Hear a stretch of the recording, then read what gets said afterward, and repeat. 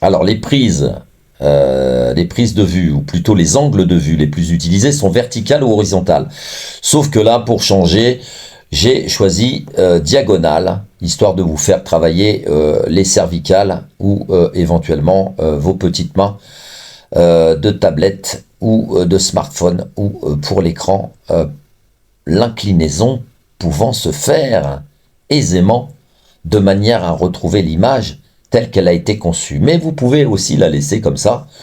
Ce n'est pas un rendu trop catastrophique. On arrive quand même à percevoir cette netteté avec ce personnage qui s'exprime devant vous. Donc oui, on pourrait considérer que le vertical en photo et l'horizontal sur les angles de vue sont normales, quoiqu'aujourd'hui on peut tout de même reconnaître que pour situer la normalité, et ce en toute chose, ce n'est pas du tout facile ni aisé, et cela, même si vous vous levez très tôt le matin, il n'est même pas sûr que vous réussissiez à trouver la normalité qui, avec le temps, disparaît complètement ou est complètement déformée ou transformée.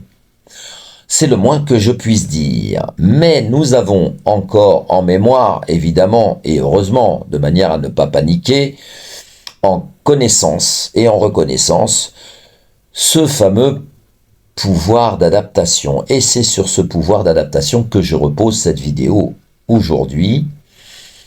Oui, j'ai choisi diagonale en considérant peut-être, allez savoir, dans mon imagination, que je me rapprocherai du fait de ne pas utiliser les plus classiques et les plus utilisés justement, dans ce qu'on pourrait exprimer comme la normalité. Je me suis dit, je ne vais pas utiliser cela, je vais faire quelque chose qui n'est pas commun, qui est un petit peu différent. Et comme ça, peut-être que je me rapprocherai plus du paranormal. Hein. Mais c'est vrai, j'avoue que si on n'arrive déjà pas à situer le normal, comment situer le paranormal? Telle est la question. Voilà, alors j'arrête avec mes déliens d'angle de vue, de prise de vue et de normalité, puisqu'il est très difficile aujourd'hui de pouvoir la situer. Je donnerai une expression que l'on utilise ou pas, mais qui est bien, bel et bien connue, c'est « il ne faut pas se mentir ». Il ne faut pas se mentir, j'utiliserai un mot et de ce mot, j'en donnerai un exemple pour justement essayer de l'épurer, de l'éclaircir et de ne pas utiliser le mensonge pour ce faire. Donc il s'agit de l'un des mots les plus longs de la langue française qui est anticonstitutionnellement.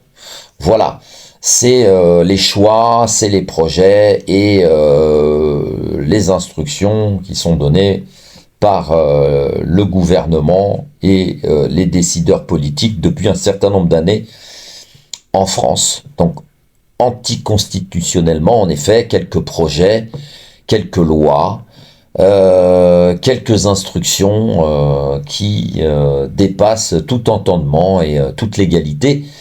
Il faut quand même pouvoir l'exprimer. Voilà. Donc, qu'est-ce qu'on va faire? Ça paraîtra peut-être un peu paradoxal, mais c'est comme c'est mon mot et c'est mon exemple. Je ne changerai pas de mot pour mon exemple. Donc, quand on ment, eh bien, on le dit dans son entièreté, anticonstitutionnellement, n'est-ce pas?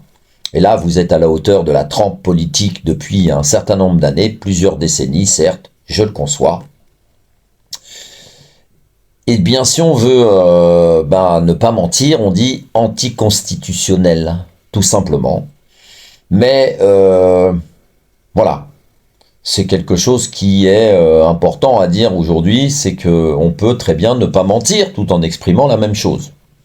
C'est un art. Pour être clair, net et précis, et pour faire une synthèse de l'ensemble, tout en concentrant les choses de manière explicite, anticonstitutionnel. Maintenant, libre à vous de pouvoir l'exprimer et être avec nous pour le dénoncer.